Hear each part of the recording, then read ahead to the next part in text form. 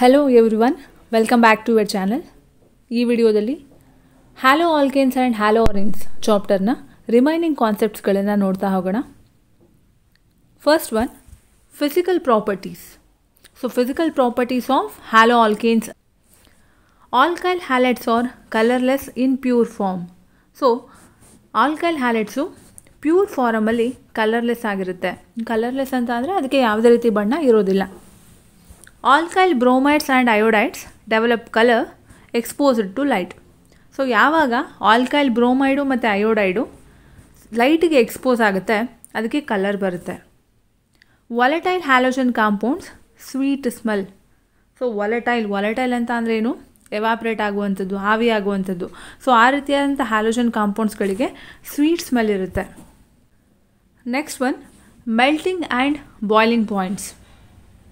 methyl chloride, ethyl chloride, methyl bromide and some chlorofluoromethanes ಇವೆಲ್ಲವೂ ಕೂಡ gases ಆಗಿರುತ್ತೆ at room temperature. Higher members are solids or liquids. So ಇದರಲ್ಲಿ higher members ಏನಿದೆ ಅವೆಲ್ಲವೂ ಕೂಡ solids ಅಥವಾ ಲಿಕ್ವಿಡ್ಸ್ ಆಗಿರುತ್ತೆ. So RI is greater than RBr, which is greater than RCl, which is greater than RF. It is because increase in size and mass of halogen atom, the magnitude of van der Waals forces increases. So ಇಲ್ಲೇನಾಗ್ತಿದೆ, size ಜಾಸ್ತಿ ಆಗ್ತಾ ಹೋದ ಹಾಗೆ, ಅಂದರೆ ನಮ್ಮ halogen ಆಟಮ್ನ size ಮತ್ತು mass ಜಾಸ್ತಿ ಆಗ್ತಾ ಹೋದ ಹಾಗೆ magnitude of van der Waals force ಕೂಡ ಜಾಸ್ತಿ ಆಗ್ತಾ ಹೋಗುತ್ತೆ. Boiling points of chlorides, bromides and iodides are considerably higher than those of the hydrocarbons of comparable molecular mass. Chlorides, bromides ಮತ್ತು ಅಯೋಡೈಡ್ಸ್ನ ಹೈಡ್ರೋಕಾರ್ಬನ್ ಜೊತೆಗೆ ಕಂಪೇರ್ ಮಾಡ್ತಿದ್ದಾರೆ. ಅಂದರೆ ಇವುಗಳ ಮಾಸ್ ಏನಾಗಿರಬೇಕು? ಕಂಪೇರಬಲ್ ಮಾಲಿಕ್ಯುಲರ್ ಮಾಸ್ ಆಗಿರಬೇಕು. ಆಗ ಕ್ಲೋರೈಡ್ಸ್, ಬ್ರೋಮೈಡ್ಸ್ ಮತ್ತು ಅಯೋಡೈಡ್ಸ್ನ ಬಾಯ್ಲಿಂಗ್ ಪಾಯಿಂಟು ಹೈಡ್ರೋಕಾರ್ಬನ್ಸ್ಗಿಂತ ಜಾಸ್ತಿ ಇರುತ್ತೆ. Boiling points of isomeric haloalkanes decrease with increase in branching. So branching ಜಾಸ್ತಿ ಆಗ್ತಾ ಹೋದ ಹಾಗೆ ಐಸೋಮರಿಕ್ ಹ್ಯಾಲೋ ಆಲ್ಕೇನ್ಸಿನ ಬಾಯ್ಲಿಂಗ್ ಪಾಯಿಂಟ್ಸು ಕಡಿಮೆ ಆಗ್ತಾ ಬರುತ್ತೆ.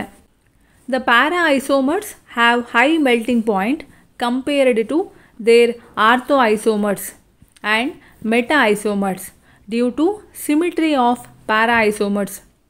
ಸೊ ಪ್ಯಾರಾ ಐಸೋಮರ್ಸ್ಗೆ ಮೆಲ್ಟಿಂಗ್ ಪಾಯಿಂಟ್ ತುಂಬಾ ಜಾಸ್ತಿ ಇರುತ್ತೆ as compared to ortho and meta isomers. ಯಾಕೆ ಅಂದರೆ ಪ್ಯಾರಾ ಐಸೋಮರ್ಸಲ್ಲಿ ಸಿಮಿಟ್ರಿ ಇರುತ್ತೆ. Next one, solubility. Alkyl halides are slightly soluble in water but soluble in organic solvents. Alkyl ಹ್ಯಾಲೈಡ್ಸ್ಗಳು ವಾಟರಲ್ಲಿ ಸ್ವಲ್ಪ ಸಾಲ್ಯುಬಲ್ ಆಗುತ್ತೆ, ಆದರೆ ಆರ್ಗ್ಯಾನಿಕ್ ಸಾಲ್ವೆಂಟ್ಸಲ್ಲಿ ಕಂಪ್ಲೀಟಾಗಿ ಸಾಲ್ಯುಬಲ್ ಆಗುತ್ತೆ. Next one, density. The density increases with increase in number of carbon atoms. Carbon atoms ಜಾಸ್ತಿ ಆಗ್ತಾ ಹೋದ ಹಾಗೆ ಡೆನ್ಸಿಟಿ ಕೂಡ ಜಾಸ್ತಿ ಆಗ್ತಾ ಬರುತ್ತೆ. Density of alkyl halides increases in the order RI greater than RBr which is greater than RCl. So ಇಲ್ಲಿ ಯಾವ ಆರ್ಡ್ರಲ್ಲಿ ಆಲ್ಕೈಲ್ ಹ್ಯಾಲೈಡ್ನ ಡೆನ್ಸಿಟಿ ಜಾಸ್ತಿ ಆಗ್ತಿದೆ ಅಂತ ಕೊಟ್ಟಿದ್ದಾರೆ. So RI which is greater than RBr which is greater than RCl. Next one, chemical reactions of hello alkanes.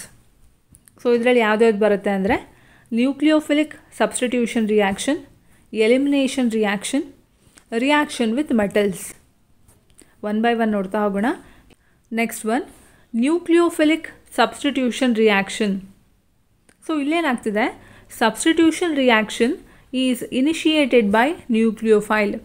ಇಲ್ಲಿ substitution ರಿಯಾಕ್ಷನ್ನು ನ್ಯೂಕ್ಲಿಯೋಫೈಲಿಂದ initiate ಆಗುತ್ತೆ, ಅಂದರೆ ಸ್ಟಾರ್ಟ್ ಆಗುವಂಥದ್ದು. ಓಕೆ, ಸೊ ನ್ಯೂಕ್ಲಿಯೋಫೈಲ್ ಅಂದರೆ ಏನು? Electron rich species. ಸೊ ಇಲ್ಲಿ ನೀವು ನೋಡ್ತಾ ಇದ್ದೀರಾ CX ಬಾಂಡ್ ಇದೆ. ಸೊ ಇಲ್ಲಿ ಕಾರ್ಬನ್ಗೆ ಪಾಸಿಟಿವ್ ಚಾರ್ಜ್ ಇದೆ ಆ್ಯಂಡ್ ಹ್ಯಾಲೋಜನ್ಗೆ ನೆಗೆಟಿವ್ ಚಾರ್ಜ್ ಇದೆ. ಯಾಕೆ? ನಿಮಗೆ ಗೊತ್ತಿದೆ, ಕಾರ್ಬನ್ ಮತ್ತು ಹ್ಯಾಲೋಜನ್ ಇವೆರಡರಲ್ಲಿ ಕಂಪೇರ್ ಮಾಡಿದ್ರೆ ಹೈಲಿ ಎಲೆಕ್ಟ್ರೋನೆಗೆಟಿವ್ ಎಲಿಮೆಂಟ್ ಯಾವುದು? ಹ್ಯಾಲೋಜನ್ ಅಲ್ವಾ?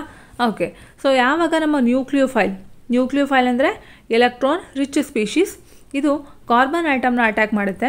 ಸೊ ಆಗೇನಾಗುತ್ತೆ, ಈ ಬಾಂಡು ಬ್ರೇಕ್ ಆಗುತ್ತೆ, ಅಂದರೆ ಕಾರ್ಬನ್ ಮತ್ತು ಹ್ಯಾಲೋಜನ್ ನಡುವೆ ಇರುವಂತಹ ಬಾಂಡ್. ಸೊ ಆಗ ನಮ್ಗೆ ಸಿಗುವಂಥದ್ದು ಈ product. Next one, ambident nucleophiles. Some of the nucleophiles possess 2 nucleophilic centers. So ಒಂದಿಷ್ಟು ನ್ಯೂಕ್ಲಿಯೋಫೈಲ್ಸ್ಗಳಿಗೆ 2 ನ್ಯೂಕ್ಲಿಯೋಫಿಲಿಕ್ ಸೆಂಟರ್ಸ್ ಇರುತ್ತೆ.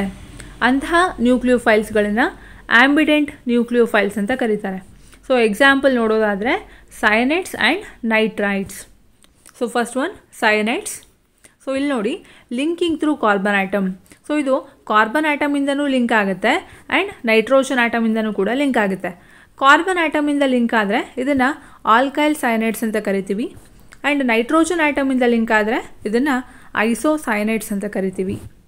Next one ನೈಟ್ರೈಡ್ಸು. ಸೊ ಇಲ್ಲಿ ನೋಡಿ, linking through oxygen.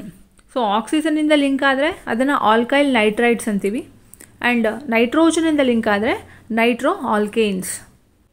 Next one, mechanism of nucleophilic substitution reaction. So ಇದರಲ್ಲಿ 2 ರಿಯಾಕ್ಷನ್ಗಳು ಬರುತ್ತೆ, SN1 and SN2 reaction.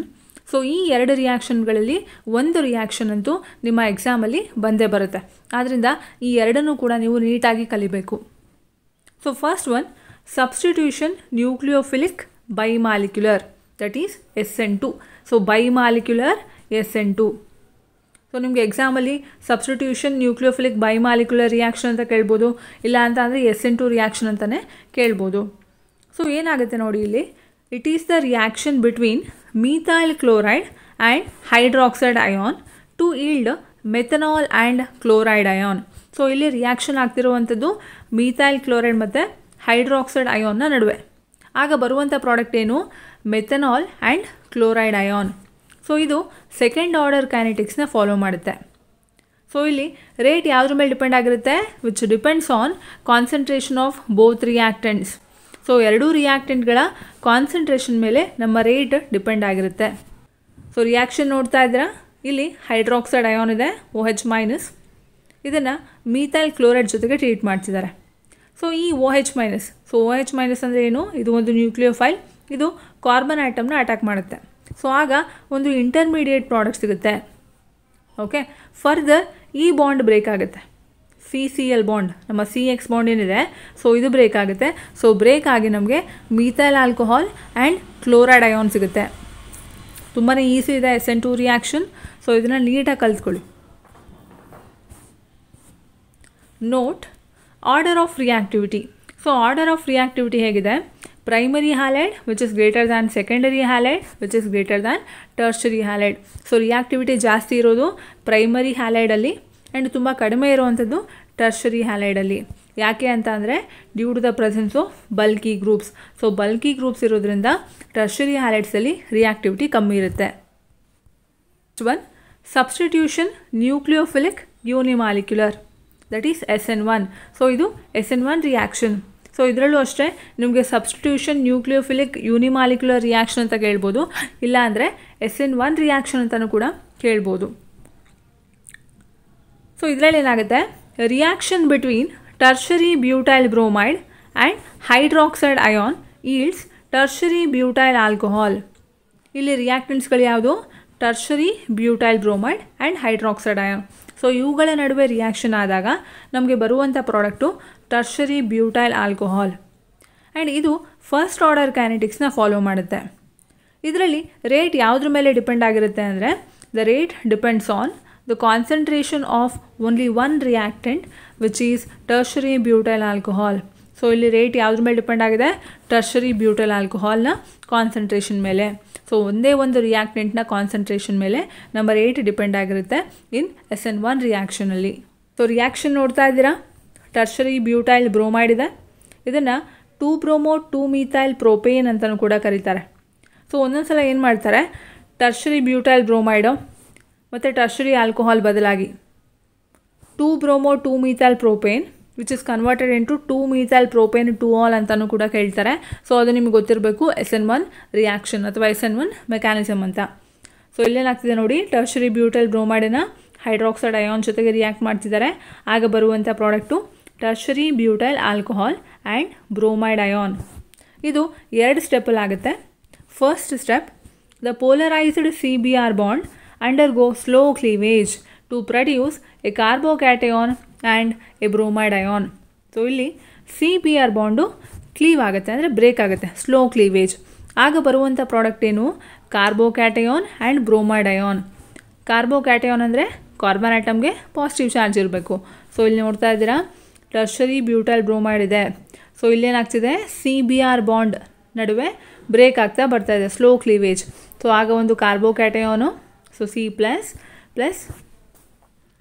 So reaction ನೋಡ್ತಾ ಇದ್ದೀರಾ, tertiary butyl bromide ಇದೆ, ಇಲ್ಲಿ CBr ನಡುವೆ ಇರುವಂತಹ ಬಾಂಡು ಕ್ಲೀವ್ ಆಗ್ತಾ ಬರ್ತಿದೆ, ಬ್ರೇಕ್ ಆಗ್ತಾ ಬರ್ತಿದೆ. ಆಗೇನಾಗುತ್ತೆ? ಒಂದು ಕಾರ್ಬೋಕ್ಯಾಟಯಾನ್ ಅಂದರೆ ಕಾರ್ಬನ್ ಆಟಮ್ಗೆ ಪಾಸಿಟಿವ್ ಚಾರ್ಜ್ ಇರುತ್ತೆ plus bromide ion. Step 2. The carbocation formed in the step 1 is attacked by nucleophile. So step 1ಅಲ್ಲಿ ಫಾರ್ಮ್ ಆಗಿರುವಂತಹ ಕಾರ್ಬೋಕ್ಯಾಟಯಾನು ಏನಿದೆ, ಸೊ ಅದನ್ನು ನ್ಯೂಕ್ಲಿಯೋಫೈಲ್ ಅಟ್ಯಾಕ್ ಮಾಡುತ್ತೆ. ಸೊ ಆಗ ಬರುವಂಥ ಪ್ರಾಡಕ್ಟ್ ಏನು?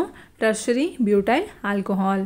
ಸೊ ರಿಯಾಕ್ಷನ್ ನೋಡ್ತಾ ಇದ್ದೀರಾ, ಕಾರ್ಬೋಕ್ಯಾಟಯಾನ್ ಇದೆ, ಸೊ ಇದನ್ನು ಹೈಡ್ರಾಕ್ಸೈಡ್ ಅಯಾನು ಅಟ್ಯಾಕ್ ಮಾಡ್ತಿದೆ. ಸೊ ಆಗ ಬರುವಂಥ ಪ್ರಾಡಕ್ಟ್ ಏನು? Tertiary butyl alcohol. ಸೊ ಇದರಲ್ಲಿ ಆರ್ಡರ್ ಆಫ್ ರಿಯಾಕ್ಟಿವಿಟಿ ಹೇಗಿರುತ್ತೆ? Tertiary halide which is greater than secondary halide which is greater than primary halide. So highest reactivity ಇರೋದು ನಮ್ಮ ಟರ್ಷರಿ ಹ್ಯಾಲೈಡ್ಸಲ್ಲಿ, ಲೋಯೆಸ್ಟ್ ಇರುವಂಥದ್ದು ಪ್ರೈಮರಿ ಹ್ಯಾಲೈಡ್ಸಲ್ಲಿ.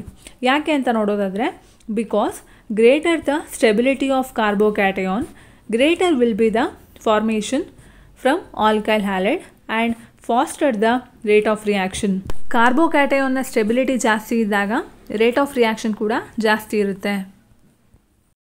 ಈ ವಿಡಿಯೋ ನಿಮ್ಗೆ ಇಷ್ಟ ಆಗಿದರೆ ಲೈಕ್ ಮಾಡಿ, ಬೇರೆಯವರಿಗೆ ಹೆಲ್ಪ್ ಆಗುತ್ತೆ ಅಂದರೆ ಶೇರ್ ಮಾಡಿ. ಇದೇ ಥರ ವಿಡಿಯೋಗಳನ್ನು ನೋಡೋದಕ್ಕೋಸ್ಕರ ಸಬ್ಸ್ಕ್ರೈಬ್ ಆಗಿ.